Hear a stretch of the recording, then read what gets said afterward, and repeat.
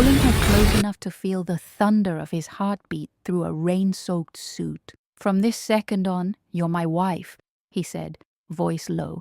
Not a plea, but a shield forged in urgency. Strangers pressed past the hotel awning, and for an instant their faces became an audience. The city a stage, the lie a lifeline.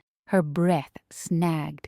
She didn't know his name, only the gravity he carried, the way the crowd shifted around him like tides around a jagged rock.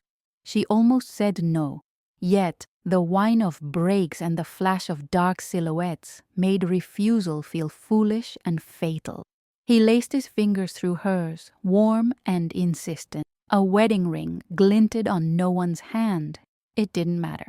Together they stepped into the chandelier glow, performing a vow neither had spoken, while danger watched from just beyond the revolving doors. The lobby smelled of waxed marble and rain, a cathedral of glass reflecting 100 versions of their faces. He moved with quiet command, guiding her to the front desk where a clerk straightened at the sight of him, equal parts respect and fear. "Mr. and Mrs. Vale," he said smoothly. "Penthouse." The lie slipped from him like a second language. She swallowed a tremor and matched his pace, chin lifted, steps precise. The elevator doors sealed them inside a capsule of humming gold. For a beat, they were only two people catching their breath, drops of water falling from her hair to the mirrored floor, the city blurring below, as if it couldn't quite hold them.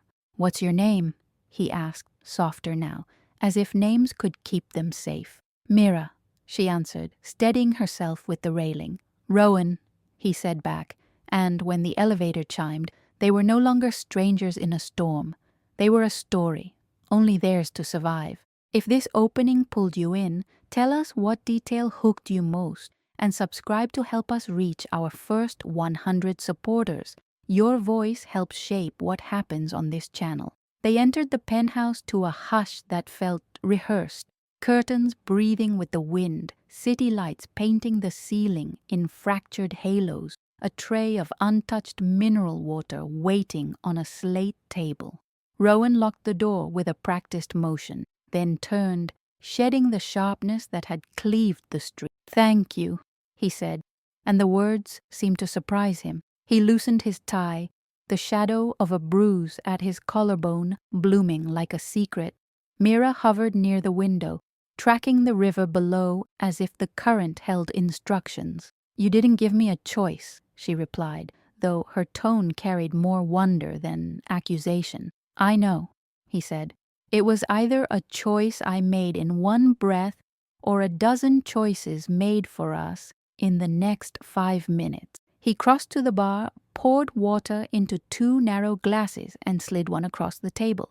"You reacted. You kept eye contact. You walked like you belonged. That is rarer than you think." Mira's laugh was small and quick. "I act in community theater on Tuesdays. I'm used to pretending for 20 people and a catty lighting tech." She took a sip and felt her hands stop shaking. Who was out there? He leaned back against the counter, weighing how much truth could fit inside a moment. People who collect debts whether or not the ledger is real. A bad meeting. A worse exit. "The first face I saw was yours, and I needed someone who looked like they could hold my gaze under pressure. You did. Is this where you tell me I'm safe?" she asked. "This is where I tell you I will try to keep you safe," he answered. He didn't look away when he said it. Something in his certainty brushed her nerves into alignment, the way a firm hand smooths a wrinkled page. Her phone buzzed in her pocket. 3 messages from a number tagged landlord, collecting urgency like stacked dishes. She silenced it, aware of the strange indignity of mundane problems standing beside the sharp edges of tonight. "I should go home," she said, breath clouding the glass as she looked at the river. "Not yet." Rowan crossed to the window and pressed a fingertip to the narrow sliver where the curtains didn't quite meet. Far below, a dark sedan looped the block again, patient as a tide. "They'll wait. They'll assume you know more than you do." "I don't know anything." "You know me as Rowan," he said. That's already too much for them.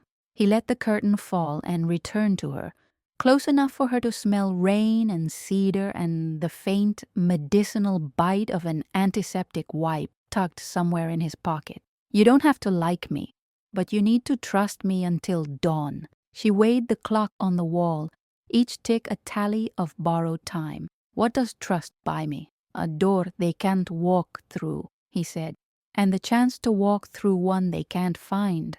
Mira set her glass down. Then teach me, she said.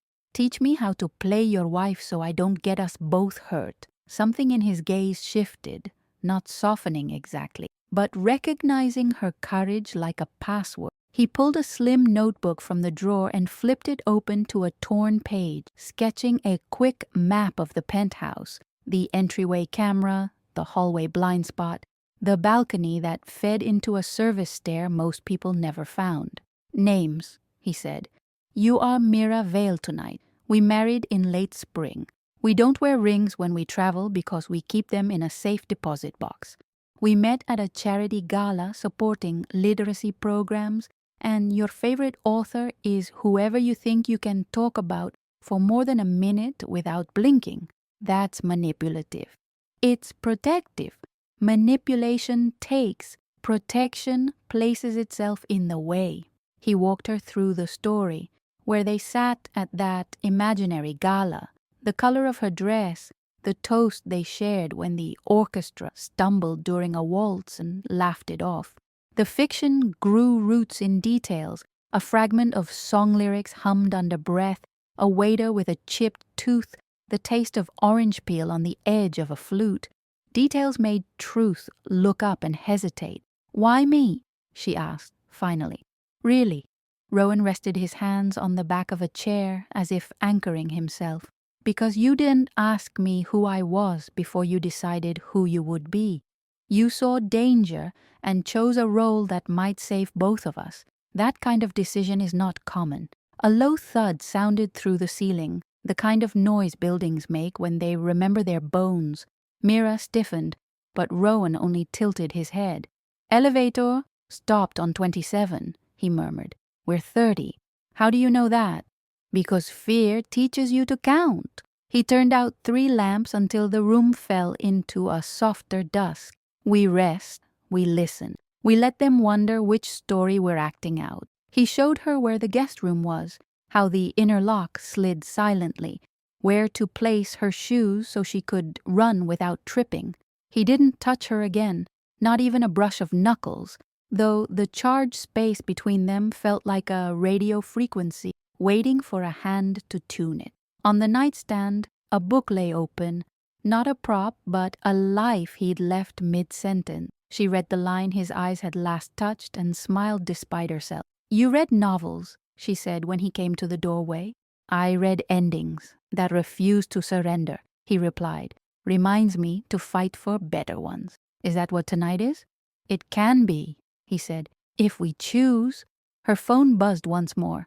This time the name wasn't landlord, it was unknown, and the message was a picture. Mira pulled into the hotel, Rowan's hand around her wrist, both faces turned toward the light. The caption read, Tell your husband to answer his phone. We're done being polite. Her pulse spiked. She turned the screen toward Rowan. He studied the image with a calm that felt like winter.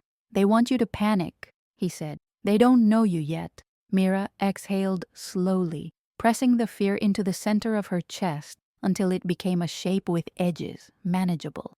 Then text back, she said, voice clear. Tell them the wife says they can wait their turn.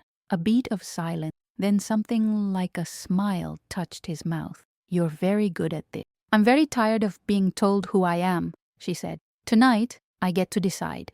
He typed, concise and unhurried, sent the message and powered down the phone. Outside, the river kept its secrets. Inside, the quiet held. They'll change tactics, he said. They'll knock instead of circle. When they do, I need you to stand beside me. What do I call you, exactly? Rowan works, he said. But if someone dangerous uses my last name, you correct them. You look offended. You say, Mr. Vale is too formal. Make them feel as if they've insulted the marriage. Mira practiced the line, letting a touch of indignation sharpen the words. When she looked up, pride flickered across his face like a match struck in the dark. A soft chime sounded from the private elevator that only opened with a code. Rowan stilled, eyes on the seam of the door. He hadn't called anyone. He hadn't given the code. A narrow beam of red traced the edge of the panel, someone probing for a weakness. Rowan moved to her side, his voice a thread pulled tight. "Stay close." She stepped in, shoulder to shoulder, and the lie they had built in an hour knit itself into armor. If this moment made your heart race, tell us in the comments what you would do if a stranger asked you to play a role to survive. And subscribe so you don't miss how this vow of necessity transforms their lives. Every new subscriber helps us reach our first 100 and keep stories like this alive. The elevator's lock clicked. The panel eased. A gloved hand found the gap and the lights went out. Darkness fell like a curtain, swallowing the marble glow and leaving only the shallow hum of city electricity outside. Mira's breath caught as Rowan's hand found hers in the dark, not with force, but direction. "Stay still," he whispered, voice measured, nearly inaudible. A thin beam of light sliced across the floor, sweeping the room as if hunting ghosts. She felt her pulse thunder against his palm. He moved quietly, guiding her behind the heavy drapes. The faint metallic scent of rain drifted through the gap, the night air cooler here. "How many?" she mouthed. He held up 2 fingers, then 1.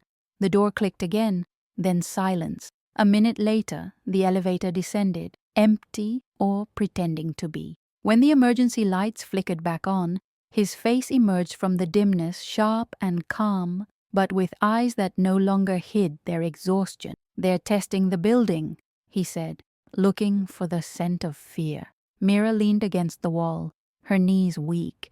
"Do you ever sleep?" she asked. "Only when the city forgets my name," he said, almost to himself. She studied him in the half-light. Beneath the expensive clothes he looked human, more haunted than cruel. "You're used to this," she said. "The hiding, the pretending. It's a profession," he replied. "One I was born into before I could choose another." For a moment, he seemed to drift somewhere far away. She wanted to ask about that place, but instead she said, "You could still leave it." He smiled faintly. "People like me don't get to leave. We just changed the color of our cage." The rain began again, gentle but steady. Mira walked to the window, fingers tracing the cold glass. "You saved me," she said. "Or did I just happen to be useful?" He turned to her. "Both can be true." Their eyes met, and something unspoken rippled between them. Fear, gratitude, attraction, none of it clear enough to name. She looked away first. "If we're pretending to be married, we should at least know what kind of people we're playing." Rowan studied her as if weighing a chess move. "Fine, ask. What kind of husband are you?" "The kind who keeps his promises," he said. "Even the dangerous ones." A knock interrupted the fragile moment. 3 slow taps, deliberate. Rowan gestured for silence, then approached the door without sound, tilting his head just enough to catch the reflection in the mirror. A folded piece of paper slid under the frame. No footsteps after, only the whisper of the elevator cables again. He picked it up and unfolded it. The handwriting was neat, precise. "You're running out of exits. Choose her or choose yourself." Mira saw the tension in his jaw but didn't ask what it meant. "They know I'm here," she said quietly. "They want you afraid enough to make me reckless. Will you?" His gaze met hers. "Not tonight." The next hours passed slowly. He explained how to recognize his signals. A hand through his hair meant silence, a glance to the left meant danger. A raised eyebrow meant lie smoothly. She repeated each one until he nodded approval. They practiced smiles in the reflection of the dark window, 2 fugitives pretending to be ordinary lovers. By dawn, exhaustion softened everything. The city glowed pale gold, washing over their faces. Mira yawned, half asleep on the couch. Rowan stood nearby, watching the skyline. "When morning comes," she murmured, Will you still need me to pretend? He turned toward her, the first light catching the faint scar along his temple. Morning never changes what's real, he said. It only reveals it. The phone on the table rang, a number he recognized but hadn't heard in years. He answered with one word. A voice replied, low and certain. We have a problem. She's not who you think she is. Rowan's eyes flicked to Mira, still half dreaming by the window. The line went dead. He placed the phone down carefully, as if it might explode from the truth it carried. Outside, the sky opened in light. Inside, two lives began to twist tighter around one secret neither of them yet understood. If this moment made you curious, tell us in the comments what you believe the message meant and subscribe to help us reach our first 100 supporters. Your theories shape how this story unfolds and keep this channel growing. The morning arrived with an uneasy calm, the kind that comes before a storm knows its name. Rowan poured 2 cups of coffee, one for her and one he barely touched. Mira sat at the kitchen island watching the steam rise, her fingers tracing the rim. It was the first time she had seen him in daylight, and nothing about him seemed softer under the sun. The shadows simply changed places. He slid a folded note toward her. Someone dropped this last night, he said. I didn't want to wake you. She read the message, her stomach tightening. You're running out of exit. Choose her or choose yourself. Her throat felt dry. What does that mean? It means someone wants me to believe you're a liability, he said calmly, or that you're more important than I realized. Mira forced a shaky laugh. You think I'm part of this? I think coincidence doesn't exist in my world, he said.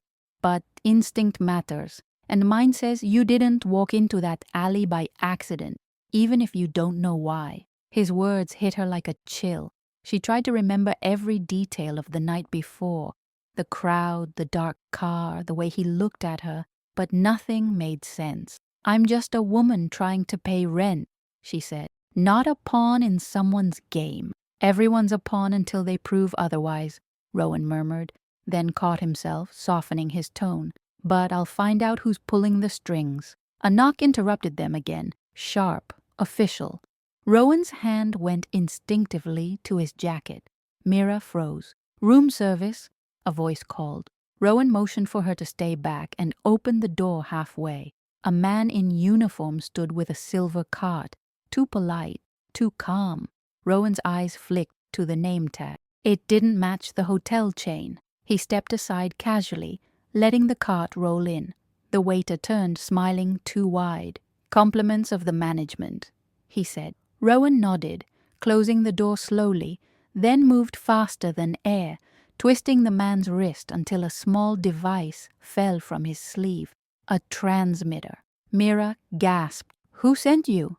Rowan demanded quietly. The man didn't answer. He simply smiled and said, She already knows. Mira stepped back, her heart pounding. What is he talking about? But the man's silence said everything. Rowan forced him out the door, locking it behind him, then faced her. His eyes were unreadable. Do you? He asked. No, she cried. I don't know anything. He studied her face, searching for truth. After a long moment, he nodded. Then, someone wants me to doubt you. That means you matter to them, which means you're in more danger than I thought.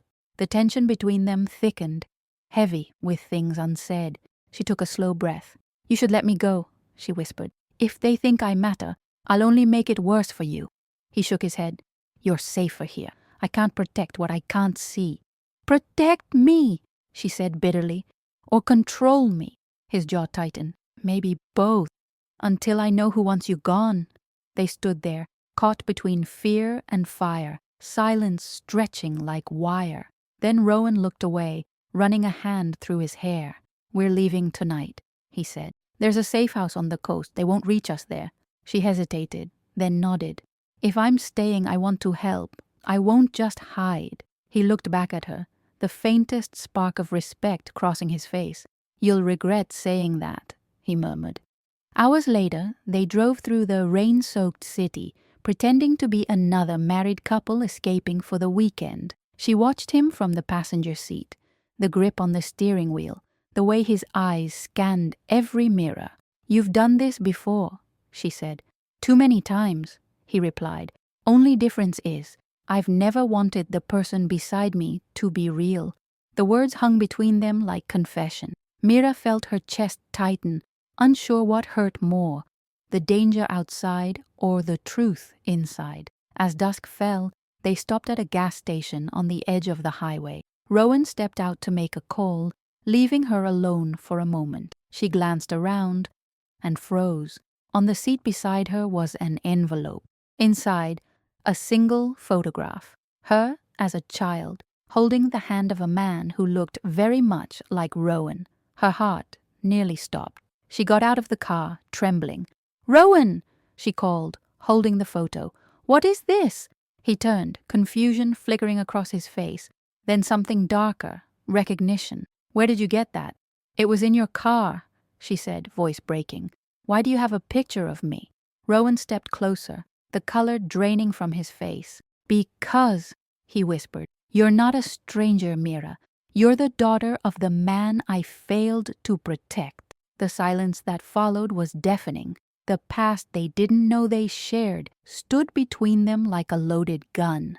If this twist shocked you, tell us in the comments what you think their true connection is. And subscribe to follow this journey of love, danger, and redemption as we build toward our first 100 supporters. Every voice matters, and your theories might just shape what happens next. The world seemed to tilt. Mira's hands trembled as she stared at the photo again. Her younger self, a summer dress, holding the hand of a man whose smile she barely remembered. "You're lying," she whispered. "This can't be true." Rowan's expression didn't waver.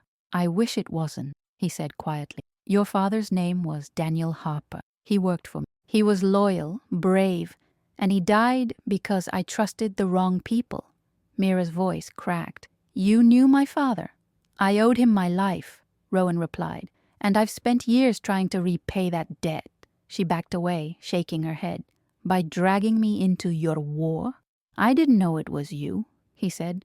"When I saw your face last night, I felt something I hadn't felt in years. But I didn't connect the name, not until I saw that photograph again. The men who want me dead also wanted him gone, and now they want you."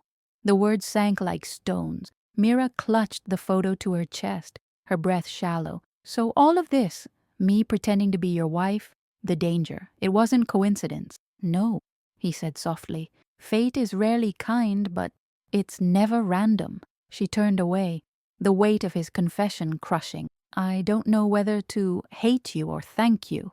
"Do neither," Rowan said. "Just survive with me." They drove on in silence, the road curving through empty hills, the rain fading into mist. The tension inside the car was a thread ready to snap.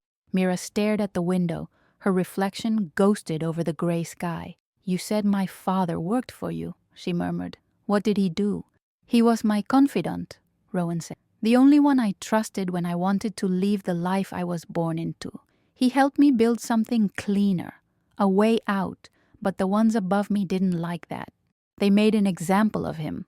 Mira's eyes filled with tears. "So you're saying my father died because of your choices?" Rowan's hands gripped the wheel. "Yes, and that's why I can't let the same people take you." The confession sat between them like fire, painful but illuminating. Mira didn't speak for a long time. Then, quietly, "You can't erase what happened, but maybe you can end it." He glanced at her, a flicker of hope crossing his face. "Will you help me?" "If it means no one else has to lose a father the way I did," she said, "then yes." They reached the coast before midnight. The safe house was small and secluded, tucked between cliffs and ocean. The air smelled of salt and pine, and for a brief moment the world seemed still. Mira walked to the balcony, letting the wind tangle her hair, and watched the waves crash below. Rowan stood behind her, a shadow against the fading light. "He used to bring you to the docks," he said softly. "Said the sea made you brave." "You remember that?"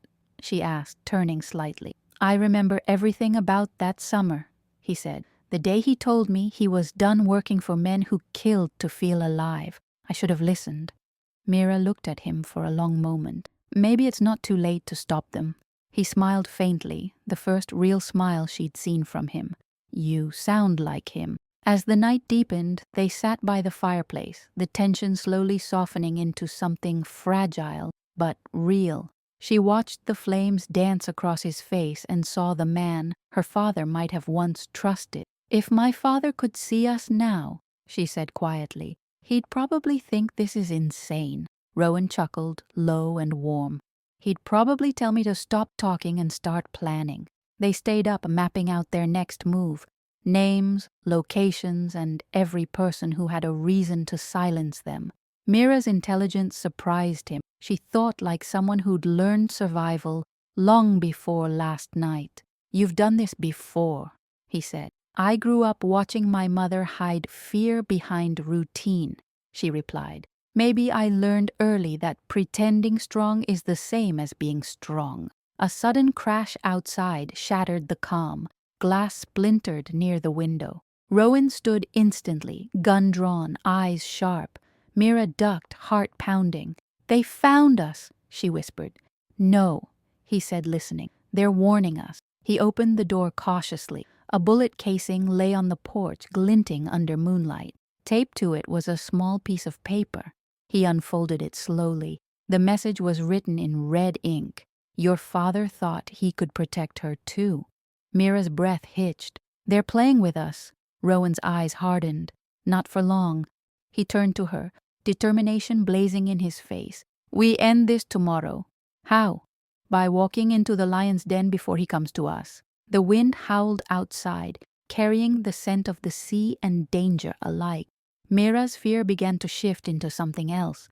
Resolve. She met his gaze. Then we walked together. He nodded once, silently vowing to protect her this time, no matter the cost. The firelight flickered across their faces as if sealing a promise older than either of them understood.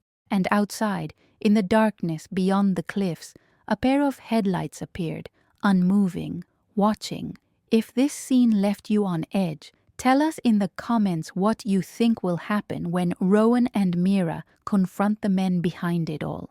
And if you believe in stories of redemption and courage, subscribe and help us reach our first 100 supporters. Your voice keeps this story alive and growing. The morning broke gray and cold, the ocean restless beneath the cliffs. Rowan stood by the window, tying his sleeves, his eyes fixed on the horizon. He hadn't slept. Neither had she. Mira came out of the small guest room, hair tousled, wearing a borrowed jacket that smelled faintly of smoke and rain. What's the plan? She asked. He didn't turn from the window. We meet them halfway. The man behind this won't stop until he finishes what he started years ago. I'll end it before he touches you. Who is he? Mira's voice was low but steady. Victor Lorne, Rowan said. He was my mentor once, my father's friend, the kind of man who believes loyalty is weakness. When your father tried to leave the business, Victor made sure he didn't succeed. Mira's fists clenched at her sides. Then this isn't just your war, it's mine too. He looked at her now, truly looked, and saw that the frightened woman from the alley was gone.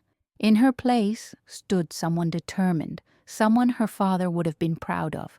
You don't have to come with me, he said quietly. I'm not letting you fight for my father's ghost alone. The car roared to life an hour later, tires slicing through the wet asphalt. They drove toward the old port on the outskirts of the city, a place where warehouses stood like gravestones. The silence between them was full of words neither dared to say. As they approached, Rowan handed her a small device, a transmitter. He said, if anything happens to me, press and hold. It'll alert the few men still loyal to me. What about you? She asked. I'll improvise, he replied with a faint smile. They parked 2 blocks away and walked the rest on foot. The air smelled of salt and iron. Somewhere in the distance a chain clattered against metal. Mira's pulse beat fast. She thought of her father's hand guiding hers across a dock years ago, and the warmth that never came back after he vanished. Rowan stopped beside an abandoned warehouse. He's inside, he said. He always liked high ground. Before she could respond, a voice echoed through the broken hall. Still chasing redemption, Rowan? Victor Lorne stepped out of the shadows, silver hair slicked back, his tailored coat brushing the dust of the floor. He smiled at Mira first. She looks just like him, he said softly. Daniel had the same eyes, always believing in impossible things. Mira's stomach turned. You killed him, she said. Victor's smile didn't fade. He killed himself the moment he betrayed me. Loyalty, my dear, is not a virtue. It's a chain. Rowan moved forward, his expression cold as stone. Then consider this the moment your chain breaks. Victor laughed. You're predictable, boy. I always told you emotion would destroy you. And now, here you are, risking everything for the daughter of a man you failed. Mira's voice rose before she could stop it. He's not failing now. Victor's eyes narrowed. We'll see. Two armed men stepped from the shadows, guns drawn. Rowan pushed Mira behind him, but she refused to cower. You said my father believed in impossible things, she said to Victor. Maybe that's why I'm still standing. Her hand reached for the transmitter, but before she pressed it, Rowan moved, fast and precise. The gunfire shattered the silence, echoing like thunder against the metal walls. Mira ducked behind a pillar, fear clawing through her chest until everything went still again. When she looked up, Victor was gone. Rowan stood over one of the guards, breathing hard, blood streaking his arm. Are you hurt? She cried, running to him. Just a scratch, he said, though the dark stain spreading across his sleeve said otherwise. He's escaping through the pier. They followed the trail to the docks, where fog rolled thick over the water. Victor waited near the edge, one hand on a pistol, the other holding something small, a detonator. End of the line, he said. You can't save her and yourself. Rowan raised his weapon. I'm not choosing anymore. Victor smirked. Then you've already lost. He pressed the trigger, but nothing happened. Mira stepped forward, holding up a small wire she'd pulled loose while he spoke. Maybe next time, check your connection. Rowan fired once. The gunshot cracked through the fog. Victor fell backward into the dark sea, disappearing beneath the waves. The silence that followed was deafening. The wind carried away the last echo, leaving only the sound of their breathing and the ocean. Mira trembled. It's over, she whispered. Rowan lowered his gun, his voice rough. It's never really over, but we have a chance now. She looked at him, this man who'd once been a stranger, who dragged her into danger only to save her life. My father believed people could change, she said. Maybe he was right. He stepped closer, his hand brushing a strand of hair from her face. Maybe you're the proof he needed. For the first time since the night began, the air between them felt light, not safe, but real. He looked at her with something more than gratitude, something neither of them dared name yet.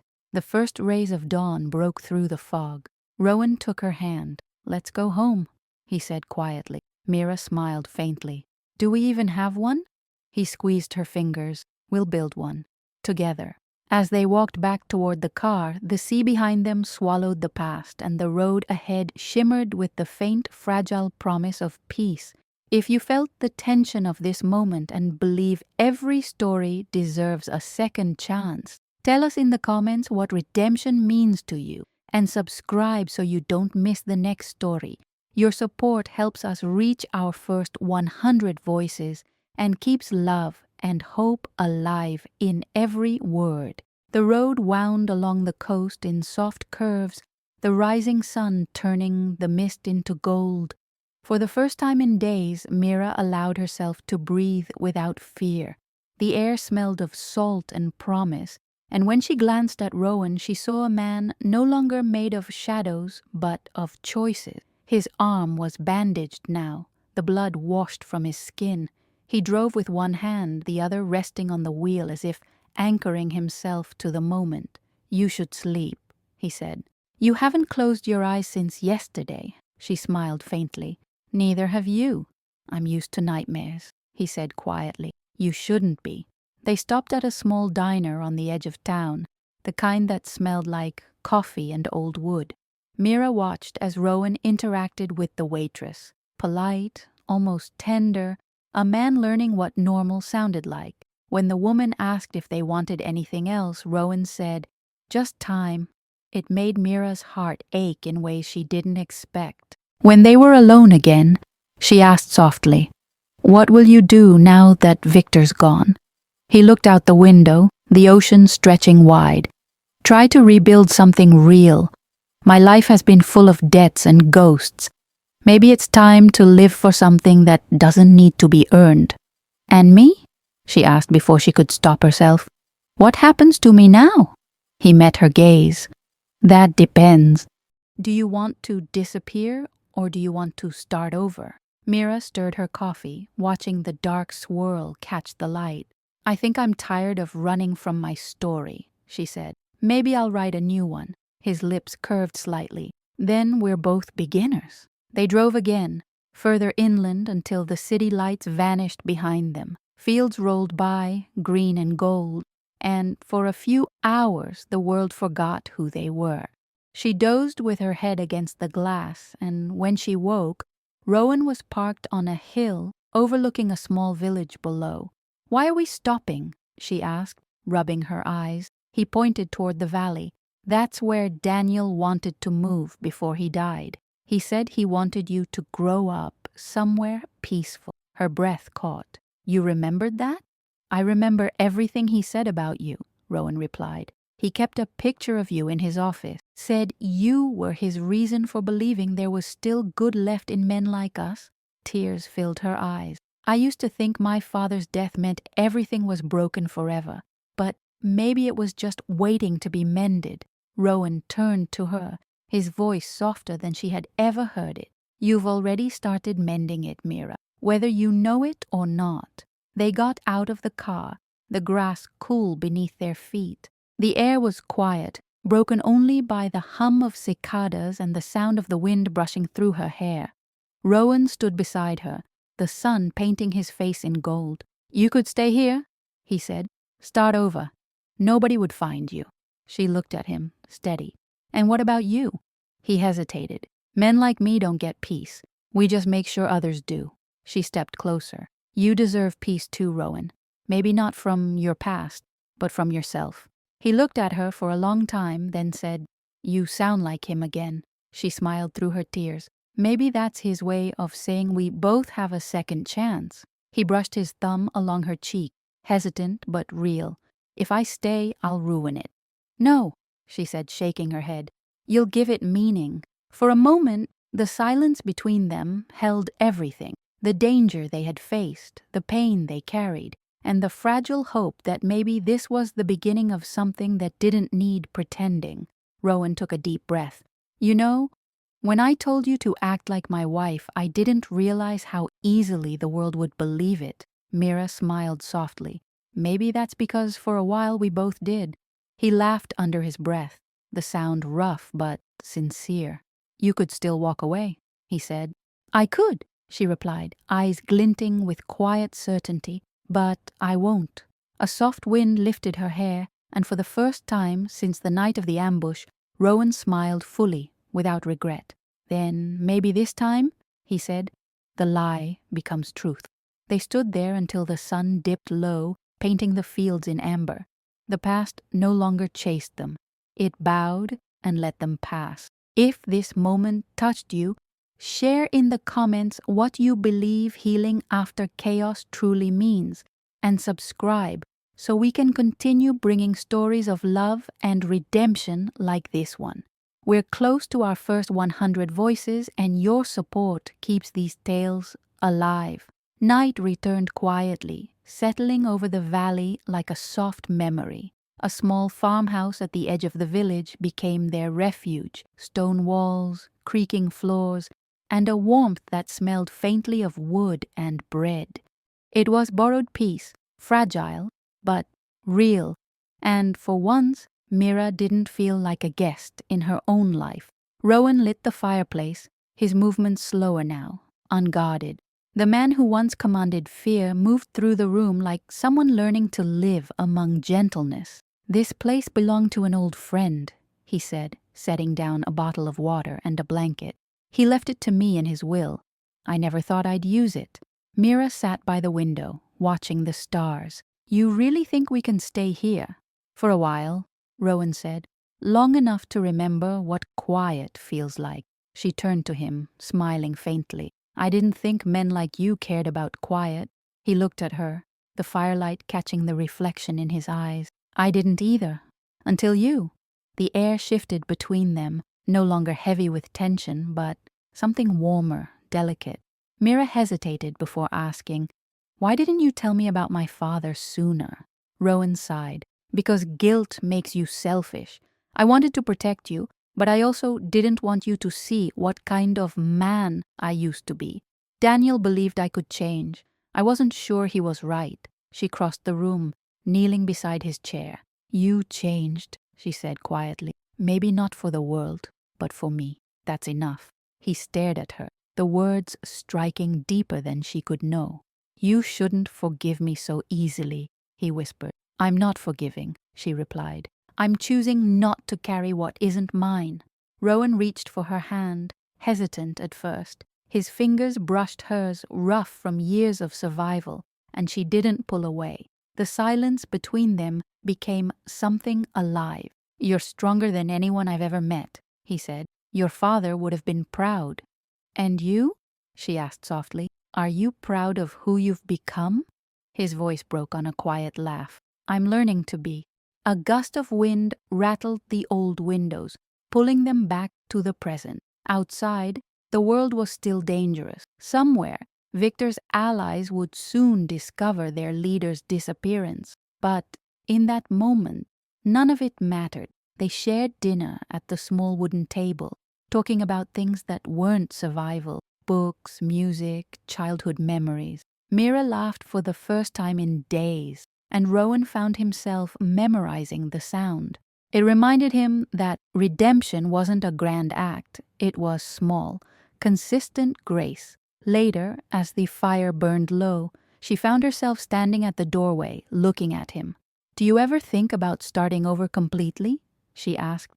He glanced up. "Every day." "And what stops you?" "Fear," he admitted, "of being someone without armor." She smiled softly. "Maybe that's what freedom feels like." They stood in quiet understanding, the kind that doesn't need promises. Rowan took a slow breath. "I used to think I didn't deserve peace," he said, "but you make me want to believe I do."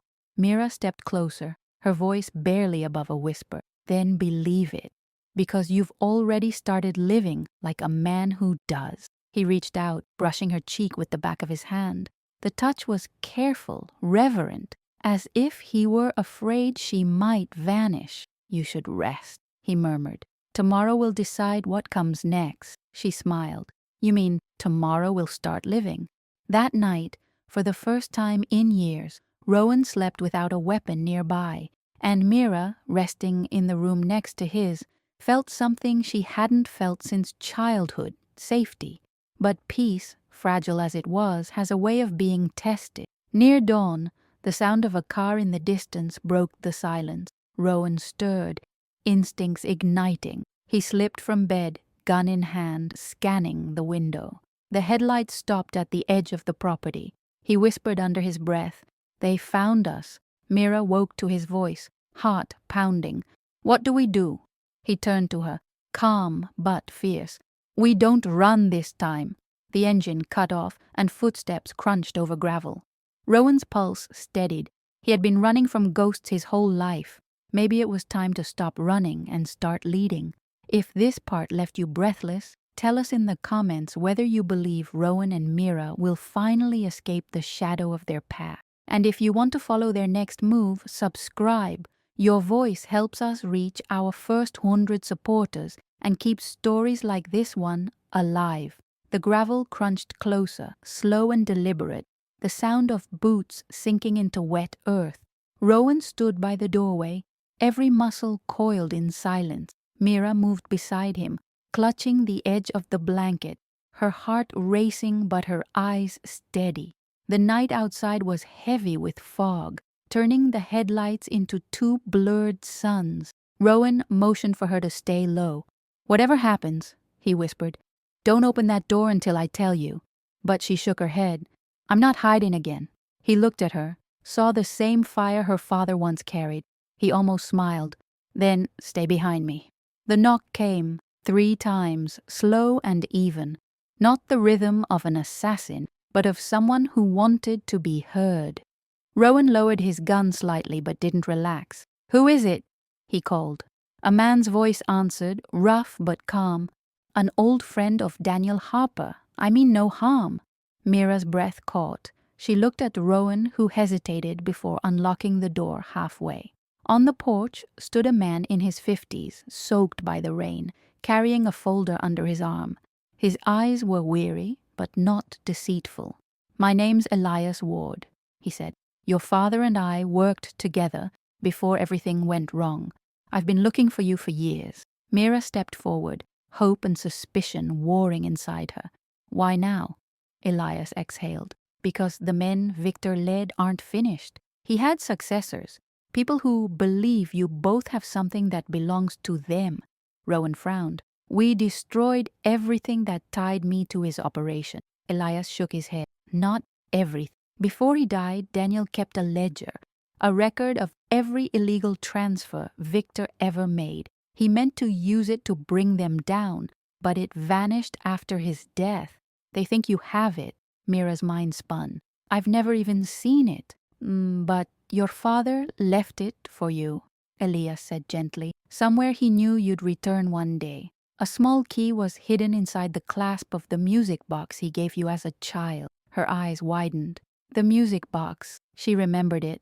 An old wooden box that had survived every move, tucked away in her apartment back in the city. "If they think I already found it, then they won't stop until you're gone," Rowan finished grimly. Elias nodded. "That ledger can destroy what's left of the organization, but only if it's made public. Otherwise, it's a death sentence for anyone who holds it." Rowan paced, thinking fast. "We'll go back for it." Mira grabbed his arm. "That's suicide." "It's the only way to end this," he said. "Running won't work forever." Elias looked at them both. "You're your father's daughter," he said softly. "He'd be proud. But remember, he tried to expose them alone, and it cost him everything." Rowan met Mira's gaze. "We won't be alone." They left before dawn, driving toward the city through the thinning fog. The air inside the car buzzed with quiet determination. Mira glanced at him, voice low. "Do you ever wonder what life would have been like if you'd never met my father?" Rowan smiled faintly. "Then I'd never have met you." By the time they reached her apartment, the streets were still half asleep. She opened the door carefully, every creak sounding like a warning. The music box sat on the shelf right where she'd left it. She turned the small brass key and the lid opened with a soft melody, a tune her father used to hum. Inside, tucked beneath the velvet lining, was a tiny golden key. Rowan took it, examining the small engraving on its edge. "Harper Trust Bank," he read aloud, "Safety Deposit Vault." Before they could speak again, a noise echoed from the hallway, footsteps, slow and approaching. Mira's heart jumped. Rowan motioned for silence, drawing his weapon. 3 shadows appeared under the door, then a voice she didn't expect. "You really thought you could end this without me?" It was Victor's second in command, a woman with sharp eyes and a calm smile. "You killed the king," she said through the door. "But the kingdom doesn't vanish. We just change crowns." Rowan's pulse quickened. "Get behind me," he whispered to Mira. But she was already moving, grabbing the music box, slipping the key into her pocket. "We can't fight them here," she said. "Not like this." The first bullet shattered the lock. Rowan fired back, ducking behind the table, glass splintering across the room. Mira crawled toward the back exit, clutching the music box. "Go!" he shouted. She ran, heart hammering, down the narrow staircase, hearing Rowan's footsteps behind her. The alley opened ahead, a single car waiting with Elias at the wheel. "Move!" he yelled. They dove inside as the tire screeched against the pavement. Mira looked back at the apartment window, flames flickering where her home used to be. "It's gone," she said breathlessly. Rowan turned to her, voice steady. "Then we make sure it was worth losing." The car disappeared into the rising sun, leaving behind smoke, danger, and everything they once were. Ahead, the path was uncertain, but it was theirs. If this scene left your pulse racing, tell us in the comments whether you think Rowan and Mira will use the ledger to destroy the entire organization or disappear for good. And subscribe to follow the final turn of their story. Your support brings us closer to our first 100 voices and keeps stories of love and courage alive. The city looked different now, emptier, colder, like a battlefield stripped of its flags. Rowan guided the car through the morning traffic with the precision of a man who had lived too many escapes. Elias sat in the back seat, his weathered hands gripping a folder of false documents and emergency plans. Mira, in the passenger seat, held the golden key tight in her palm as if it could somehow protect them. "We have one chance," Rowan said. "If we open the vault and deliver that ledger to the press before they reach us, the organization falls. But if we hesitate, they'll bury us along with it." Mira met his eyes. "Then we don't hesitate." They reached Harper Trust Bank just as the clouds began to darken again. Rowan parked 2 blocks away. Inside, the bank was silent and sterile, the air humming with fluorescent light. A manager guided them to the private vault area after a brief exchange of names. When Mira slid the key into the lock, her hands shook. The small door clicked open. Inside lay a black leather notebook, aged, creased, but intact. Mira opened it slowly. Every page was filled with numbers, transactions, initials, and notes in her father's handwriting. At the end, one line stood out, written in darker ink. "If you're reading this, it means the truth still matters." Mira's throat tightened. "He knew this would happen," she whispered. Rowan's gaze softened. "He trusted that one day you'd finish what he started." But before they could move, a voice echoed from the hallway. How touching. The woman from the apartment, Victor's successor, stood at the entrance, flanked by 2 men with cold eyes and drawn weapons. "You really thought you could win by playing hero," she said, stepping forward. "You kill one man, another takes his place. That's how power works." Rowan shifted protectively in front of Mira. "Maybe. But sometimes power dies with silence, and you're about to disappear into it." The woman laughed. "You think you can stop me with words?" "No," Rowan said. "But he can." Elias stepped from the shadows, his phone already recording. "Smile," he said. "You're live to every major news outlet in the country." For the first time, the woman's composure faltered. "You wouldn't dare." "Oh, I would," Elias said, tapping the screen. Every account, every name, every crime streamed straight from this vault, courtesy of Daniel Harper's daughter. Mira stepped forward, her voice steady despite the fear in her chest. "You built an empire on fear. My father built his life on faith. Let's see which one lasts longer." The woman raised her gun, but Rowan was faster. A single deafening shot cracked through the air, and when the echo faded, she was on the ground, disarmed and furious. One of her men bolted, the other froze. Rowan kicked the weapon aside, breathing hard. Sirens wailed in the distance. Elias's signal had reached the authorities. The web that had held them for years was unraveling. Rowan turned to Mira. "It's over." She shook her head, tears in her eyes. "No, Rowan, it's beginning." When the police arrived, Elias handled the questioning. Rowan and Mira slipped out through a side exit, unnoticed amid the chaos. The rain had started again, soft and cleansing, washing the city in light. They walked without speaking, side by side, the adrenaline slowly fading into peace. At the edge of the bridge overlooking the river, Rowan stopped. "You could leave now," he said quietly. "Start your life without looking over your shoulder." Mira turned to him, her hair damp and eyes bright. "And you? What will you do?" He smiled faintly. Maybe find out who I am when I'm not running from the past. She reached for his hand. Then don't run alone.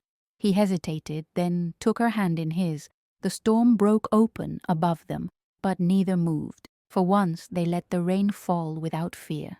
The world could think what it wanted. They had already survived it.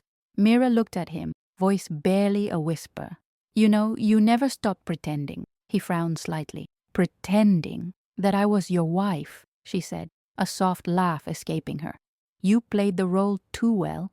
He smiled, the kind of smile that carried years of pain and the promise of healing. Maybe it stopped being an act a long time ago. The rain softened into mist. She leaned her head against his shoulder, and together they watched the dawn break over the city that had once tried to destroy them. The light touched their faces like forgiveness. No titles, no lies, no fear. Only two people who had walked through fire and found each other on the other side. If you felt this ending in your heart, share in the comments what redemption means to you, and subscribe so we can continue bringing you stories where love defies fear and broken souls find peace again. We're close to our first 100 voices, and your presence keeps hope alive in every word we tell. Days passed, and with them came a calm neither of them had ever known. The storm outside had quieted, but so had the one inside their chests. Rowan and Mira stayed in the farmhouse by the cliffs, the same place where everything had changed, their refuge, their beginning. Each morning, sunlight streamed through the cracked windows, painting soft gold across the worn wood. Mira woke first, sometimes walking barefoot into the garden where wild lavender grew along the path. The sea roared in the distance, not with threat anymore, but like applause for survival. Rowan would watch her from the porch, coffee in hand, the hard edges of his soul slowly softening. For years, he had believed redemption was earned through violence, through sacrifice, but Mira had shown him that sometimes it was found in stillness, in forgiveness freely given. One afternoon, as gulls circled above and the air smelled of salt and rosemary, she found him fixing the old fence. His sleeves were rolled up, the sun marking his skin with warmth instead of scars. You're getting good at pretending to be ordinary, she teased. He looked up, smiling. Maybe I stopped pretending. She tilted her head. Does that mean you're staying? He stepped closer, wiping his hands on a cloth. It means I finally have a reason to. There was a softness in his eyes she hadn't seen before, a kind of peace that only comes after you've faced every version of yourself and chosen the better one. You don't owe me anything, she said gently. You already kept your promise to my father. Rowan shook his head. I didn't stay alive because I owed him. I stayed alive because I met you. The words lingered in the quiet between them. She reached out, brushing a strand of hair from his face. You think two broken lives can build something whole? He smiled, faint but sure. That's the only kind worth building. They spent the rest of the day painting the walls, repairing what time had worn down. As evening fell, the sky turned into a canvas of gold and violet. They sat on the porch as the sun dipped below the horizon, the world bathed in silence. Mira leaned her head on his shoulder. Do you ever miss the city? Not the city, he said. Just the parts of myself I left behind there. But maybe they're meant to stay buried. She turned to face him, her voice soft. Maybe they're not buried. Maybe they're forgiven. He took her hand and held it gently, the way someone holds something sacred. You forgave me before I could forgive myself, he said. Then do it now, she whispered. For him, for you, for us. He closed his eyes, inhaling deeply, as if releasing years of pain in a single breath. I forgive myself, he said quietly. The words trembled, but they stayed. The ocean wind carried the last light of the day, and somewhere far below, the waves struck the rocks and broke apart, only to return again. That night, as stars filled the sky, Mira wrote in her father's old notebook, now cleared of its darkness. On the first page, she began a new story, for the man who believed in second chances, and for the one who gave them meaning. Rowan watched her from across the room, the fire reflecting in his eyes. "What are you writing?" he asked. "Our story," she said, "the real one." He smiled. "And how does it end?" She looked up at him, her gaze steady and full of light. "It doesn't. It just keeps finding new beginnings." He crossed the room and kissed her forehead, a gesture simple and reverent. "Then let's make it a good one." Outside, the night stretched endless and quiet, the stars reflected in the sea below, two worlds touching, just enough to remind them that light can live even in the aftermath of darkness.